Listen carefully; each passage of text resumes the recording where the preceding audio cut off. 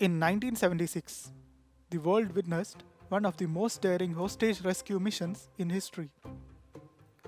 A mission that combined intelligence, courage, and precision to save lives against all odds. This is the story of Operation Entebbe.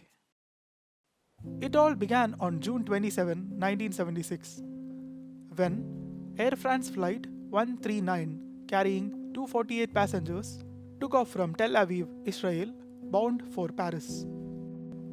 Mid flight, the plane was hijacked by four terrorists, two from the Popular Front for the Liberation of Palestine and two from the German revolutionary cells. The hijackers diverted the plane to Entebbe, Uganda, where they received support from the country's dictator, Idi Amin.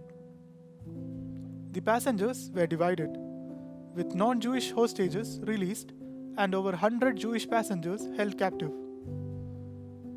The terrorists issued a chilling ultimatum: the release of 40 Palestinian prisoners or the hostages would be executed.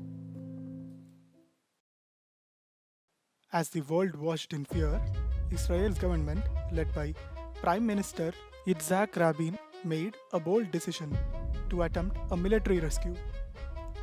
Intelligence agents worked tirelessly to gather information about the layout of the Entebbe airport and the positions of the terrorists. Their plan was audacious: fly 4,000 kilometers to Entebbe, storm the terminal, and rescue the hostages within 90 minutes.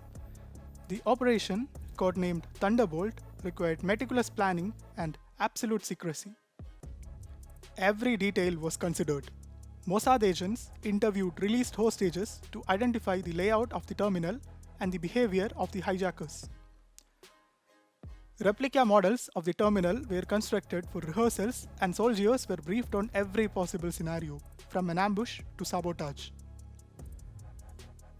The mission was divided into the following phases: securing the terminal, neutralizing the hijackers, and evacuating the hostages. Backup plans were prepared for contingencies, including confrontation with Ugandan forces loyal to Idi Amin. On the night of July 3, 1976, four Israeli Air Force Hercules transport planes took off. On board were over 100 elite commandos, vehicles, and medical personnel. Among their tools of deception was a black Mercedes designed to mimic Ugandan dictator Idi Amin's car. Under the cover of darkness, the planes landed at Entebbe. Using the Mercedes and a convoy of Land Rovers, the commandos advanced undetected, exploiting the element of surprise. As they neared the terminal, Ugandan soldiers became suspicious and attempted to intervene. The commandos acted swiftly, neutralizing the threat without compromising their mission. They breached the terminal doors, shouting commandos in Hebrew to identify the hostages. Inside, the terrorists were taken by surprise. In a matter of moments, 7 hijackers were eliminated. The commandos then worked to secure the hostages, ensuring no one was left behind. Meanwhile, another team disabled Ugandan Air Force jets to prevent pursuit. With the hostages on board, the planes quickly took off, leaving Entebbe and the chaos behind. The entire operation, from landing to takeoff, lasted just over an hour. The operation was not without loss. Lieutenant Colonel Yonatan Netanyahu, the mission commander and elder brother of the later Israeli Prime Minister Benjamin Netanyahu, was fatally wounded. His leadership and bravery were pivotal to the operation's success and remain a lasting symbol of sacrifice. Operation Entebbe was a resounding success. 102 hostages were rescued and safely flown back to Israel.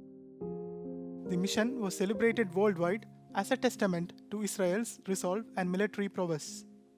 This operation set a new benchmark for counter-terrorism, proving that meticulous planning and unwavering determination can achieve the extraordinary.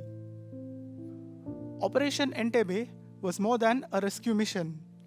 It was a story of hope, resilience, and the unyielding human spirit.